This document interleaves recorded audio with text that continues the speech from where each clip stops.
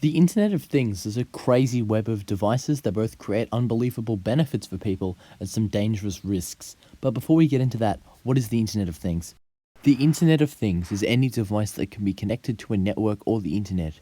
So yes, technically, a computer is one, but that's not the focus of the Internet of Things. The focus of Internet of Things is on everyday objects being turned into a network device, from a light bulb that connects to your phone, to a security camera in a shopping center. Even a smart fridge is part of the Internet of Things. Many industries use Internet of Things to their advantages. A self-watering gardening system on a farm, all controlled from one device, medical equipment giving data to doctors no matter where they are, a keycard door at a bank that records who goes in, who goes out. All of this sounds great though. What could be the risk of making our lives so much easier? The risk is the same as the benefit. Everything connected. Most of you know that your computer or phone has a lot of security programs that stop things from being put into it when it connects to any network, protocols that stop viruses from getting through. If a hacker was to get into your, say, smart light bulb, it would have access to your router and internet. Now it can access and control other Internet of Things devices such as lights, an air conditioner, or a fridge. But how is controlling these devices going to help the hacker get what they want? Yeah, they could kill the epileptics or make your room freezing cold or spoil the food that you have in the fridge. But your computer's protected, right? The hackers can't get into it. That doesn't matter to them though. The next time you enter, say, your PayPal info or banking details or any other kind of tasty data, it goes through your router and it's able to be viewed by the hackers. It's like if you are wearing full body armor, but your shoes are sandals.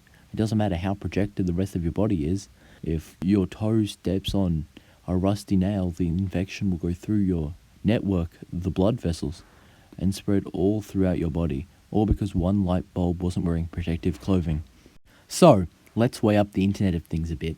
On one hand, we have not only convenience, but potentially life-saving tech in the forms of life support machines, smoke detectors, or security tech like house alarms and smart locks.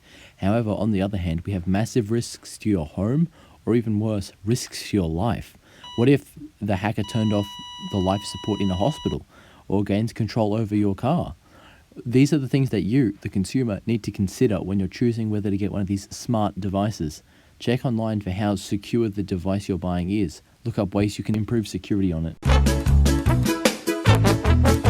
Perhaps you're not convinced that a few unprotected Internet of Things devices can really cause that much harm. Allow me to tell you about the Jeep Cherokee. It's just a regular car that comes with internet for a GPS and an app on your phone that connects to the entertainment console using the car's internet. It's nothing crazy, but in 2015, two researchers figured out that if you knew the IP of the car, you could get into the entertainment console, and then from there, because there was no firewall between the entertainment system and the rest of the car, the researchers could then rewrite the code of the car's microchip. Then they could control everything. Braking, steering, accelerating, all from a laptop anywhere in the world. You might think that your car's IP address is hidden, so you are safe. The researchers worked out that if they hacked any device with Uconnect on it, they could make it give them a map of every single Uconnect user around them, what their IP was, what their car model was, and where they were.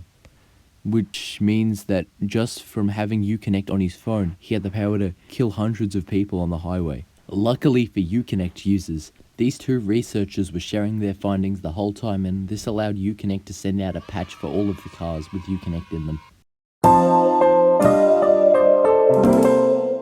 I ask you to weigh up the Internet of Things again after learning what you just did about how life-threatening this tech can be. Have you changed your mind? Where do you draw the line? Do you keep it in cars? Do you keep it in hospitals? Do you even trust it in your own homes? I think that at the end of the day, in my opinion, Internet of Things is the future, and its benefits will be essential to technological progress. However, there needs to be many more security checks and much more harsh scrutiny from professionals, and there needs to be standards set by the government that companies need to meet before distribution is even considered. Ultimately though, what you think is your decision. You are the one buying and using these things. What is your opinion on Internet of Things? Let me know in the comments.